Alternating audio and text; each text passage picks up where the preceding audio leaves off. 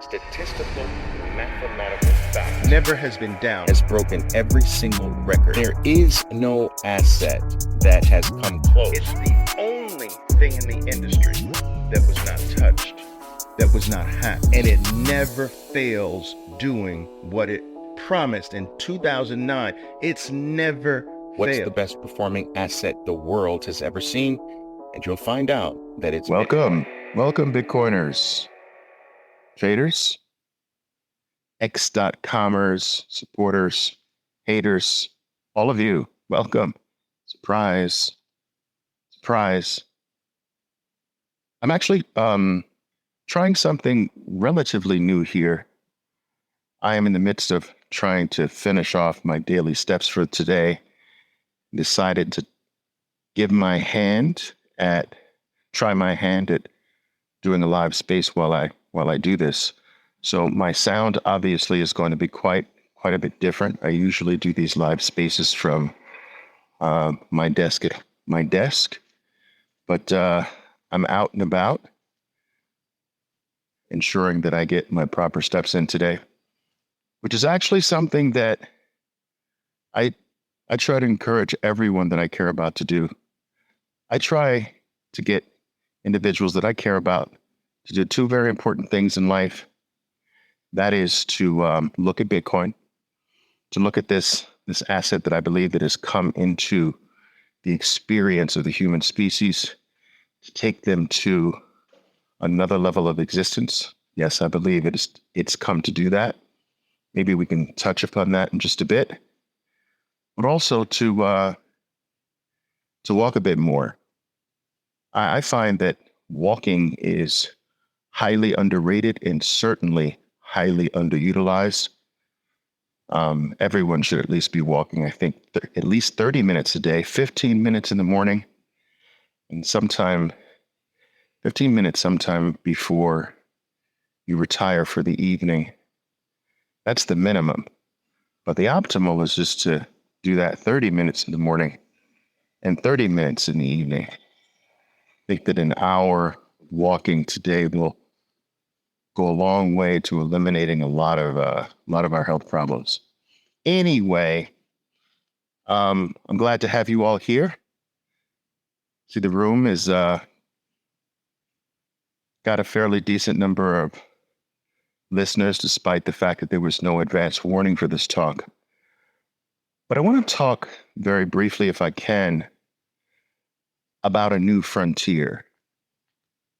And this is not the first time that I've touched on this topic, but I think it warrants us delving into this a tiny bit more. And I think this talk about this new frontier is going to, I think, add a deeper layer of understanding about Bitcoin's role in the world, at least from my perspective. But let's talk about the frontier first, and then we can delve into how I believe Bitcoin initially, its purpose is to serve as the money of that new frontier. All right?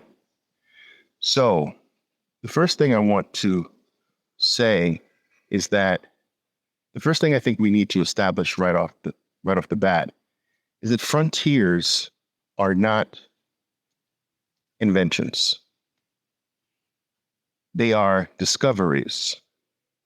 That's the first thing that I think is extraordinarily important to understand. One doesn't say, I invented a frontier. No, you discovered a frontier, a brand new something.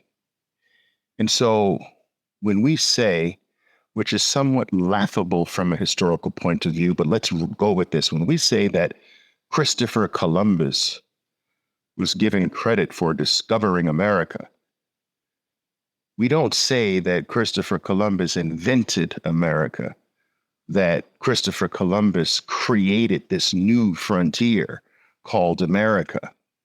No, we say that he discovered, even though that's historically not true, as we all know.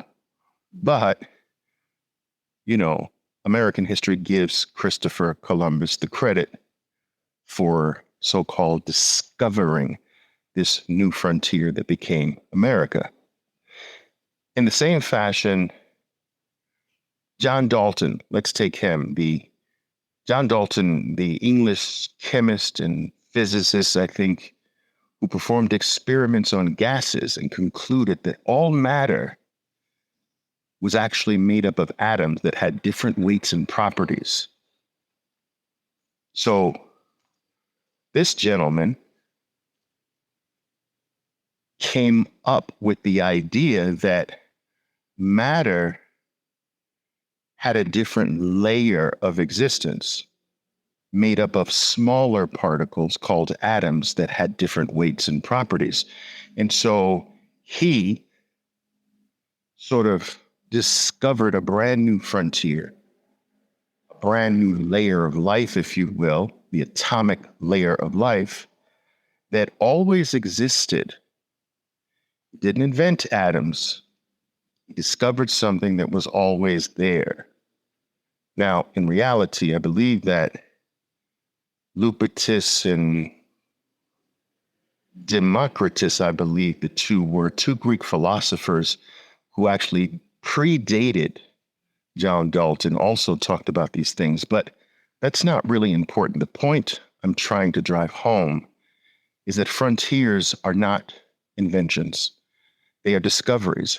And what's also important to understand is that these discoveries did not start the existences of these frontiers at the point of discovery. They discovered new frontiers that had existed forever since the beginning of time. And that's important to understand as we delve into the new frontier that I think that we as a human species has recently discovered and are actually being sucked into more and more every single day of our lives.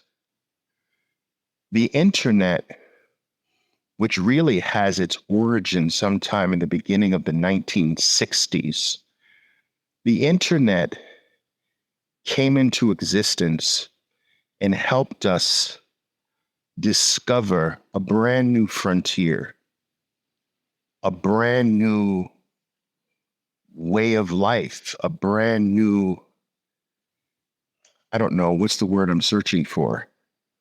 A brand new realm of existence. This new frontier always existed. This new frontier was not invented by the internet. It was the internet helped us discover a frontier that had existed since the beginning of time.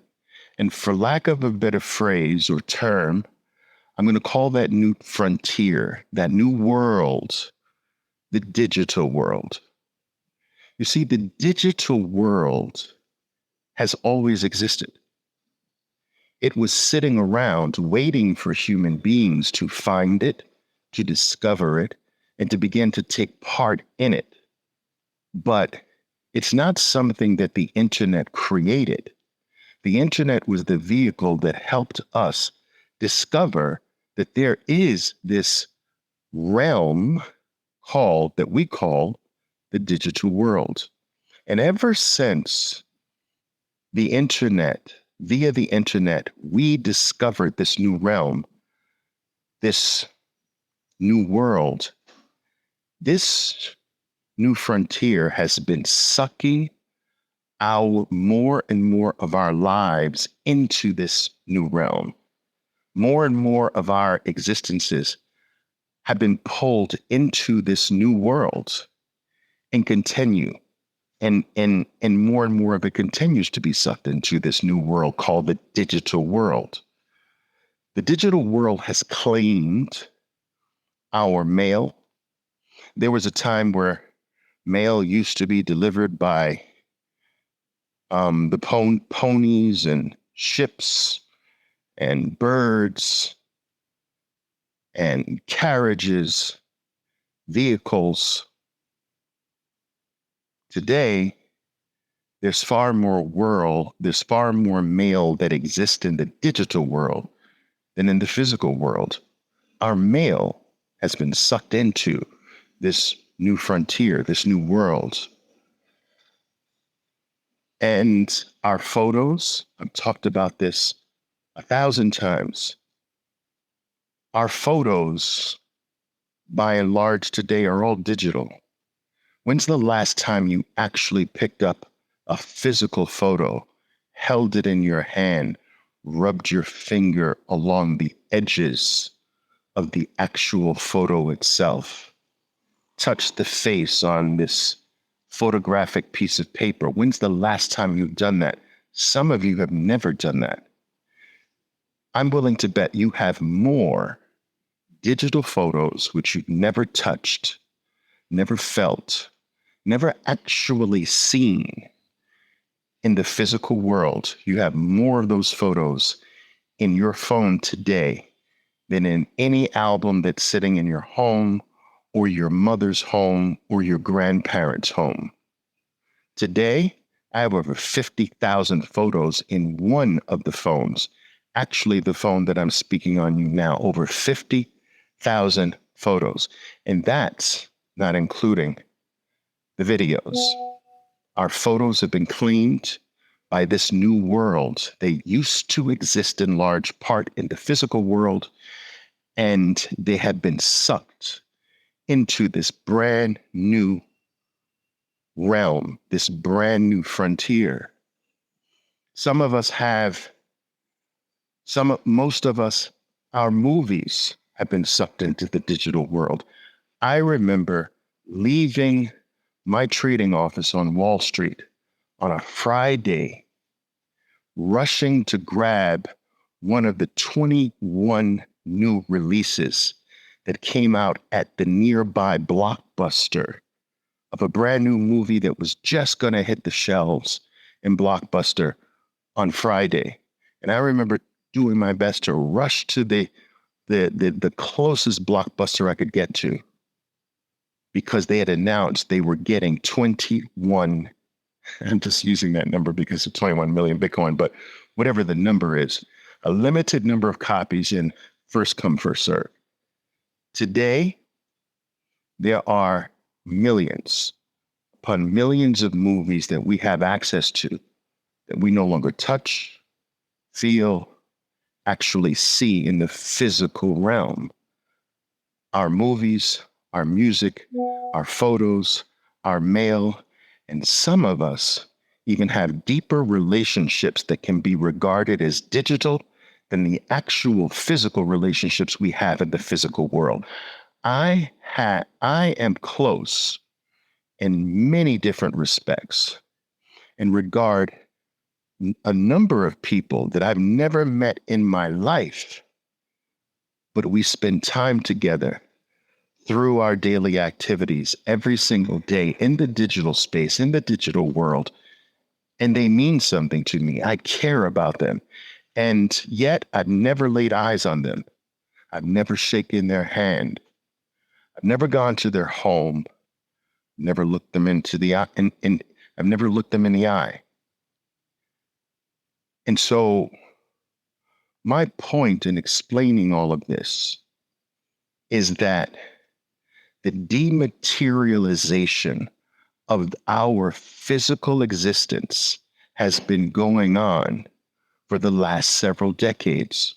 More and more of our lives have been sucked into a world that always existed, but that we relatively recently discovered via the internet. The internet was the vehicle that helped us, voila, see that this brand new world, which has always existed, is now available to us. And it's consuming the physical world. I believe that Bitcoin is the continuation of that discovery.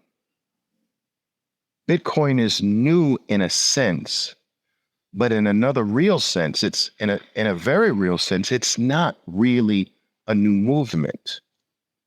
You see, the way I see it is that Bitcoin is the next era of this new world, this digital world. Prior to Bitcoin, we began to understand that things can exist in this new world, that we can spend a good portion of our lives in this new frontier, that our movies can be there, our mail can be there, some of our friendships can be there,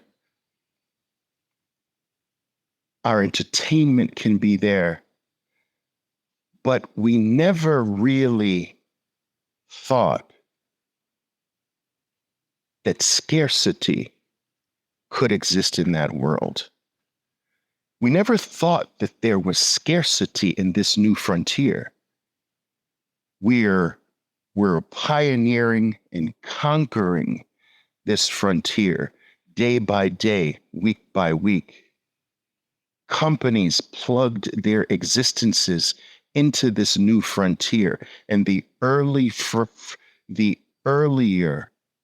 conquerors of this new frontier, the Metas of the world, formerly known as Facebook, the Apples of the world that decided to shift and point their businesses at this new world, the Microsofts of the world, the Amazons of the world, the Googles of the world. They were the early pioneers and ultimately the conquerors of this new space, this new world, this new frontier. But none of them ever thought, as pioneers and conquerors, they never thought that there was something called scarcity there. They knew scarcity to a certain level existed in the physical world, but they always dealt with an issue when it came to the new world that they operated in. They always struggled with the copy problem in the digital world. You see, if I send you a piece of mail, an email, in this digital world, I still have a copy of the email. And so, how can there ever exist scarcity? How can something be limited in this new world if every time I send something in this new world to another, I retain a copy of it? And they can retain a copy of it and copy the thing that I sent them an infinite number of times. How can something be scarce in this world? And it was always assumed that scarcity didn't exist in this world, that a photo could not be made to be limited, that a piece of music could not be made to be limited, that a movie could not be limited, a piece of mail could not be limited. And so to create some semblance of limiting what entered the digital world, they used law. And so for the first period of the digital world, laws tried to prevent things from being copied too much. And so the music industry went to war against Netscape, who was basically taking songs and providing them for free, and people getting these files were able to copy them in an unlimited way. The movie industry went to war with the digital world by trying to prevent people from copying their movies there. And they tried to create a sense of scarcity through law. But we understand that laws are made to be broken, and it's a very ineffective way to create scarcity. And so for the most part, companies and individuals who began to become more used to operating in this brand new frontier, they threw their hands up and just tried to deal with the fact that scarcity just wasn't here in this brand new world. That is until Satoshi Nakamoto brought about Bitcoin. Now, Bitcoin solved the problem of scarcity in the digital world. Now, here is the crux of my talk with you today. We have to be very careful, in my opinion. We have to be careful when we say Satoshi Nakamoto invented Bitcoin. This is a very precariously thin line to walk, because in my book, he did not invent Bitcoin. He discovered scarcity in the digital world. You see, we call it Bitcoin. It was labeled Bitcoin, but really what we're really truly saying is that here's scarcity. Here it is. All right, call it Bitcoin, but it's scarcity. It's limited. It's finite. We never thought that something finite existed here. Something finite doesn't even exist in the real physical world. So we certainly didn't expect it to be in this brand new world, the digital world. We do have some semblance of scarcity in the physical world, but we never thought that it was here in this brand new world that we are being sucked into more and more. But here it is. Because of the work of Satoshi Nakamoto, using existing technologies, existing things, put them together in a certain unique way, and voila. Wow, here it is. Here's scarcity. You see, people, scarcity cannot be created by a human being. Otherwise, it's not really scarce. Scarcity is found. Scarcity is discovered, but scarcity can't come from another human being. A human being can't invent scarcity. And Bitcoin is just a nickname for digital scarcity. And I think this is very important to understand, because when you view Bitcoin this way, first of all, you understand something very crucial, that there can't be another one. You see, you can't discover fire twice. The first time you discover fire, you can't say, okay, let's undo that discovery. Let's pretend like it was never discovered, and let's discover it again. You can't. Once you discover something, it can't be discovered twice. So when you understand that Bitcoin is nothing more than a nickname for digital scarcity, you naturally understand, well, there can only be one discovery. You can't have an alternative discovery. There's no alternative fire. You understand? There's no, wait, we discovered electricity. There's no alternative electricity. Oh, we discovered the atom. Oh, there's no alternative atom. The scientists at first began to realize that the atom wasn't the smallest unit of human life, that there was something called an electron. There was something that was subatomic. I forget his name, but he didn't invent that. He didn't invent the electron, which led to the discovery of the proton and the neutron. But he didn't invent that. And once he discovered the electron, and once he discovered the electron, you can't have an alternative electron. And so the idea of an alternative Bitcoin, an alternative cryptocurrency, is false when you look at this the correct way, or at least what I consider to be the correct way. So, what is my major point here? My major point is that you can literally use the synonym digital scarcity for Bitcoin. Bitcoin is the nickname for digital scarcity. It is a finite item that we discovered or found in the new frontier that the internet helped us discover.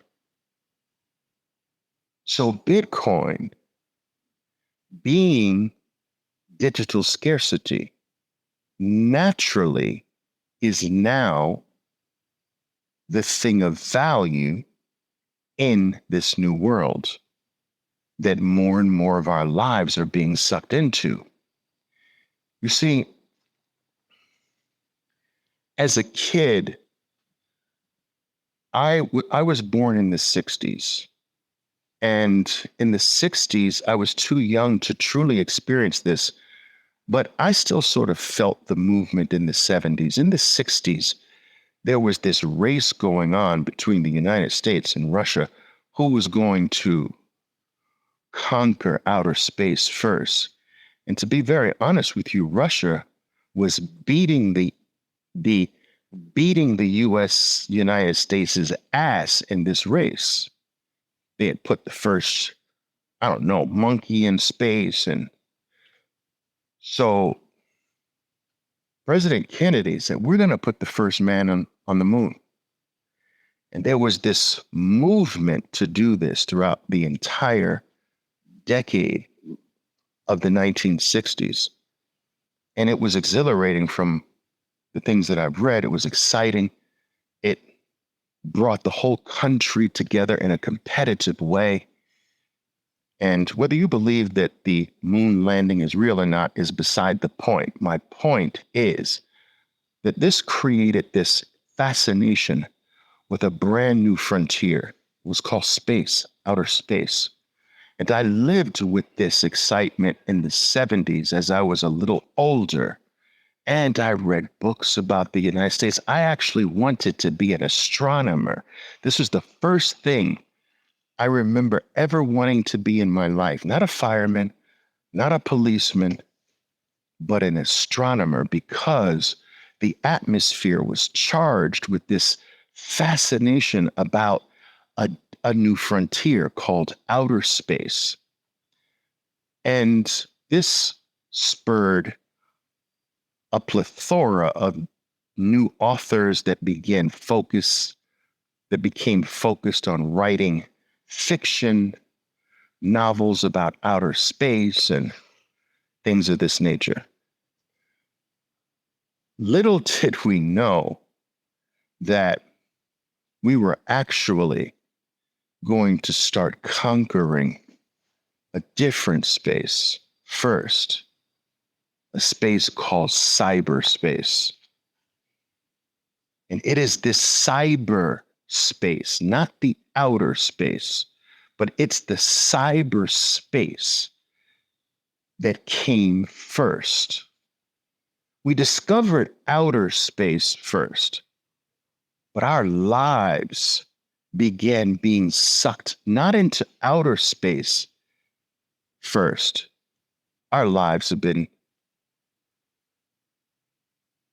being sucked into cyberspace. And Bitcoin is the continuation of this movement of our lives into a new space, a new frontier.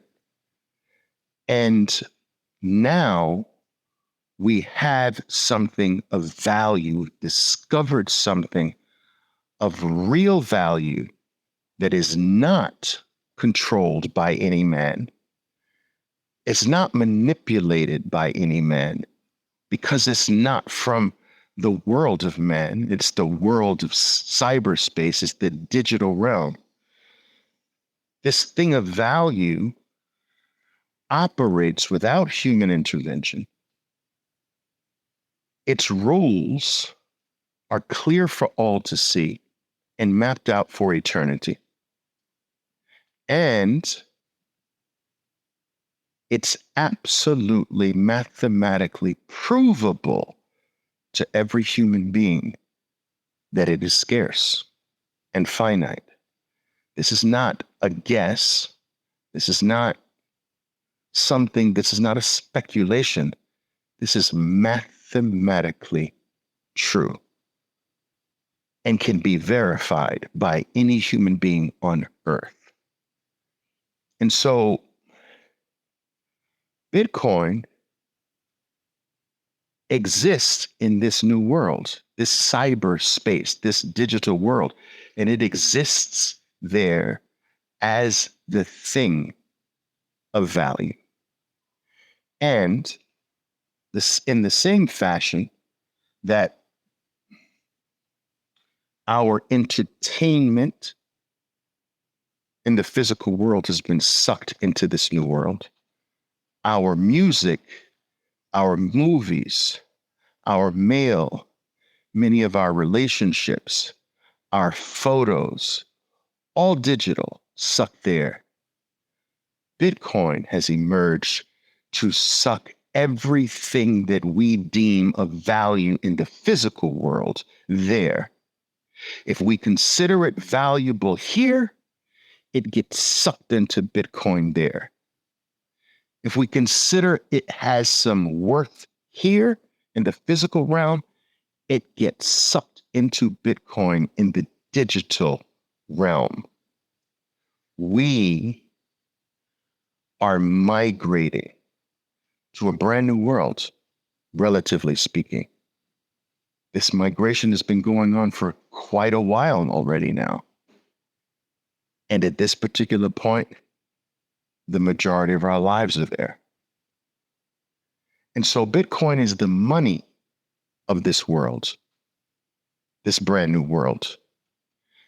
We are leaving behind the money of the old world. We are leaving behind the sense that what is left in the physical world will retain value like a gold rock.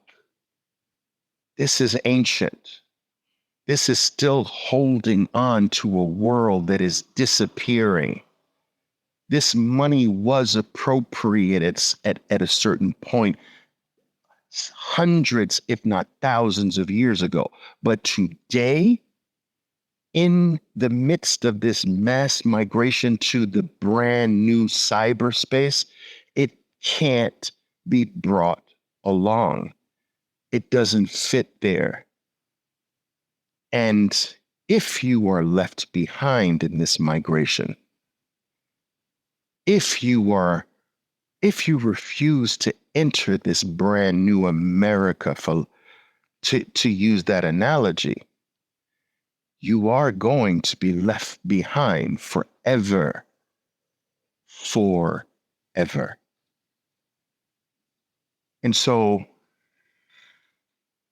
I thought it might be useful to have us all look at Bitcoin through this lens, through the lens that it simply is nothing more than a nickname that we've given to something that can't be invented, called scarcity. And that, yes, scarcity exists in this brand new world that we are all migrating to. Now, I don't know what was in the air today. Maybe it was the nature of my post regarding Bitcoin's hash rate hitting an all-time new high, or at least the moving average of its hash rate, breaking 560 exahashes per second, which is an ungodly number, guys. that no network in the world is even close to achieving. But I don't know if it was the nature of that post or whether there was something special in the air, but the level of idiocy that I received on that post is astounding to me. And I guess it woke up and caused those who don't have eyes to see this thing or ears to hear someone like Oliver Velez talk about it. It caused them to wake up and come out with comments about the fact that they believe that they just can't see Bitcoin as having some value, that it has in 15 years not demonstrated any use case, anything of value. And this in 2024 baffles me to no end. It's either these people are absolutely, there's one of three things. They're totally, absolutely blind and just have not and will not give 30 minutes to just looking at this thing. It wouldn't take any more than that. It's either that or there's a level of stupidity that simply can't be fixed. You see, you can be ignorant. Ignorance can be fixed. Ignorance is simply not knowing. But there's a level that is deeper or more troublesome than ignorance. That's called stupidity. My father used to say, Oliver, you can't fix stupid, so don't even try. And so they've either refused to, they haven't and refused to give this 30 minutes of investigation, or they're stupid and they'll never get it. And that's just life. There's always going to be the stupid level that never get things. Or third, they're being intellectually dishonest because they're tied. They have an association with something else. They are tied and incentivized to support something else. And by supporting and putting Bitcoin down in a stupid way is their form of supporting the thing that they're tied to. It's got to be either one of those three things. And so, because in 2024, now, to say that you do not see a use case for Bitcoin, that you don't see value there, it just simply can't be. We're in 2024. It's 15 years later. And so, one response I gave to this, I did a lengthy response, and my responses are never really for the person who asks. They're for the small handful of people who read my response. So I'm almost never directly speaking to the person who says something stupid. I am speaking to the people who will read my response to something stupid for two reasons. If anybody else is thinking that way, maybe my response will help. Hopefully, and or maybe my response will help that person be able to come back at or answer someone else that comes to them with something similar. And so anyway, my most thorough response to this silly notion that Bitcoin doesn't have a value went something like this, and I want to share it here because I think it sort of ties into what I'm saying. I told the person, I said, look,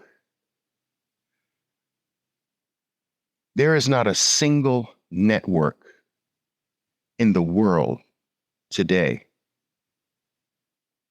that hasn't been hacked or compromised or been offline or down. Not a single one in existence today. Whether it's a network that is run by a mega corporation like Meta or Google, who has more networks than almost everybody, Amazon, or a government, pick any government in the world, Pick any financial institution, any bank.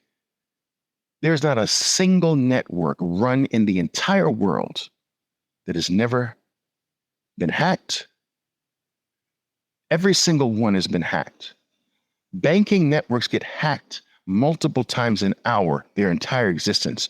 You just don't know about it because they just replace the money. The money is fake. They can create it out of thin air. And it just happens so frequently that it's never reported anymore unless it's really, truly gargantuan. But if it's not, it literally happens almost on a several minute basis. Banks get hacked every several minutes of their entire existence. Countries are always hacked.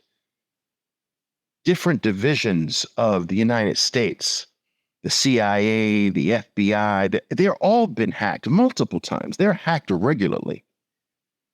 Every country in the world has been hacked. Every bank in the world has been hacked.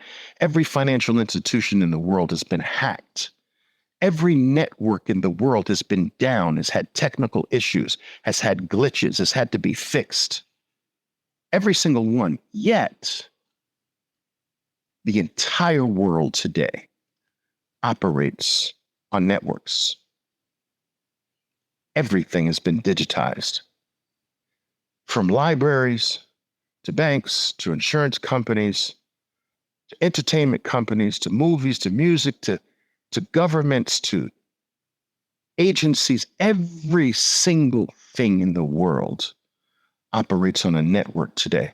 Networks have taken over the world. And yet, there is only one that human beings have access to that's never been hacked. That's Bitcoin. There's only one network that hasn't been down once, not for a single second in the last decade. Only one, that's Bitcoin. There's only one that will never be hacked in the history of the world. That is Bitcoin. There is only one that can hold virtually every form of digital value that exists in the world. Trillions upon trillions upon trillions of dollars without batting an eye. There is only one network that is not controlled by human beings. That's Bitcoin. There's only one network in the world that cannot be manipulated, cannot be shut down, cannot be stopped, cannot be halted, cannot be brought to a pause, cannot be slowed down, cannot be sped up. That's Bitcoin. There's only one network in the world that actually pays human beings. Think about this. One network, all the networks work for human beings. All the networks and banks, they work for human beings. Human beings work for Bitcoin. There's only one network in the entire planet, on the entire planet Earth, that actually employs the human species to work for it. That is Bitcoin. Now, I ask you, the only network in existence to have never been hacked, not down in 10 years, that can hold all the value in the world, that pays human beings to take care of it. If a company had created that, what would the value of the company be? To have the only network in the world like this. Stupefying. If a country created a network that could never be hacked, ever again, could never go down, not even for a single second, for an eternity, that could hold anything and everything in the world of value in the digital space. A network that actually pays the country to just have it and take care of it. what value would that country have? Would it have an edge on every single other country in the world? Of course it would. How in 2024? This is basic knowledge about Bitcoin. This takes less than 30 minutes of looking into what Bitcoin is. It's a ledger. It's a freaking network, a global network that no one can stop, control. It's not run by any human being, and it pays human beings. That's less than 30 minutes of investigation in 2024. And there are people still saying, I don't see value in a network that can't ever go down, that can't ever be cracked, that can't ever be hacked, that no human being on earth can control, it does what no network has ever even conceived of possibly be doing, a network that pays human beings. How on earth? You either have to be, as I mentioned, just totally ignorant of these things, and you haven't given one iota of a second of your life to just looking at this, which is my number one purpose, just look. Or you're just stupid, and there is no cure for stupidity. You can't fix that. Or you know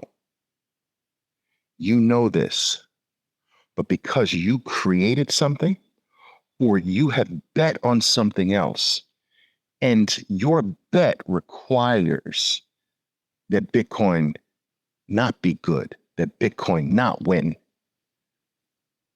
that's being intellectually dishonest. You've got to be one of these three in 2024 not to see this. It's absolutely asinine. Bitcoin has no value or use case.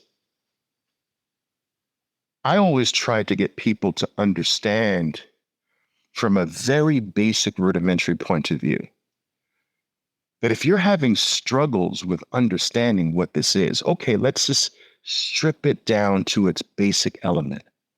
I want you to imagine a vault. Now, we know that vaults have been used for a long time to hold the things of most value to a person, a company, a country. Fort Knox is supposed to hold a very powerful percentage of the world's gold supply. We don't know because there's no audit. But that's what they tell us. You have to imagine that this gold, if it does exist there in Fort Knox, is sitting in vaults. Every major banking powerhouse has very specialized vaults.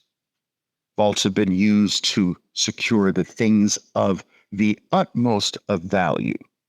So Bitcoin at its true core is nothing more than a vault. But this vault, you can't touch. It's so secure that human beings can't touch it.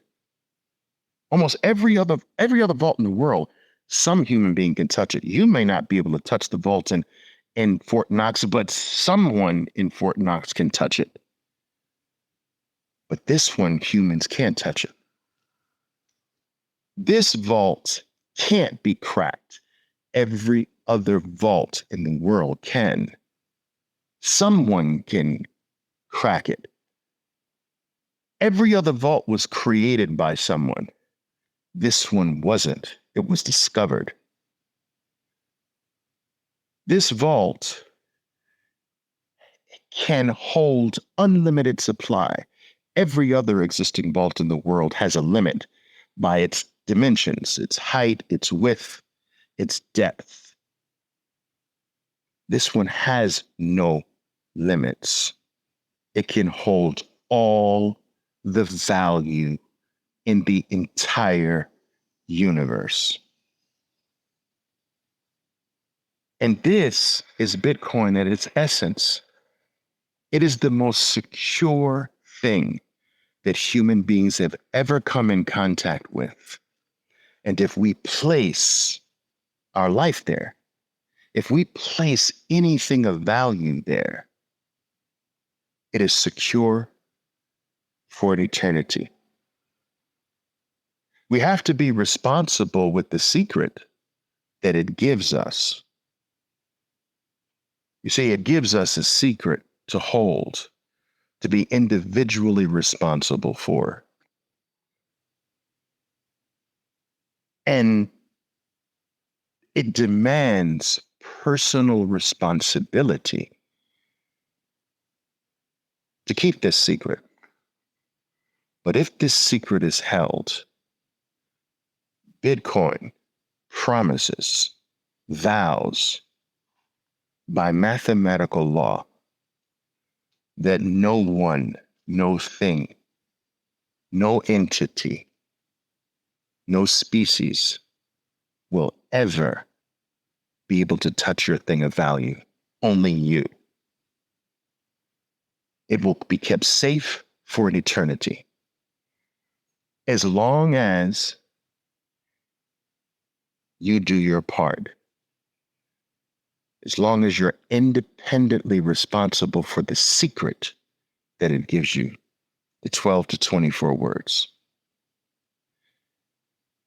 And on top of that, what Bitcoin has done is to ensure that whatever you trust to this vault, that it will grow and multiply many times over. The longer you keep it in the hands of Bitcoin, figuratively speaking, the more valuable it comes. Pull it out, and your value starts dissipating instantly by the hour, by the day, by the week, by the month. Stuff it back into the vault called Bitcoin, and it starts growing in value every 4 years, forever. Now, if my description of this vault is correct, and it is, how can you tell me that doesn't have value? That a vault like that doesn't have a use case? How? How was that possible in 2024? You're either stupid, which can't be fixed. You're either ignorant, in which case I hope this talk has encouraged you at least to investigate more to remove that ignorance. Or you're just intellectually a thief. You're intellectually dishonest. And I don't want to have anything to do with you. Anyway, guys, that's it. That's what I wanted to talk to you about. I think I got my steps in, guys? Yep, 15,000 steps. There it is. It is done. I want to thank all of you for joining me, helping me to get my steps in tonight while talking to you. I try to get in 15,000 steps a day. I got in 15,000. What is that? 15,378. So boom, it's done. I want to wish all of you a good evening, a good afternoon, a good morning, wherever you are in the world. Don't forget our window of opportunity to be able to buy our way into this vault is closing. This window of opportunity will not be open for a very long time. There will come a point in time where you can't buy you can't buy a ticket. You can't buy your way in. You'll have to work your way in. The companies that took advantage of the new frontier, the digital world that the internet helped us discover, those brand new companies that grabbed it first became the empires of today. They became the Amazons, the Googles, the Metas, the Apples, the Microsofts, those who plugged themselves in early while everyone was doubting, while everyone was calling it a fad. They are the emperors today. They have the empires today. We can be the emperors of tomorrow by grabbing it now. It's still early. There are still people calling it a fad. In 2024, there are still people saying, I don't see value. That's not a bad thing. That's a good thing. There's still stupidity around this. That's a good thing. These are signs that we are early and we can still stake our claim in this brand new frontier. We can still participate in the land grab. Now go stake your claim. Stack harder. Ciao for now. Boom. My name is Oliver Velez, and I am your 13%er Bitcoiner. Be safe out there, and until next time. Boom!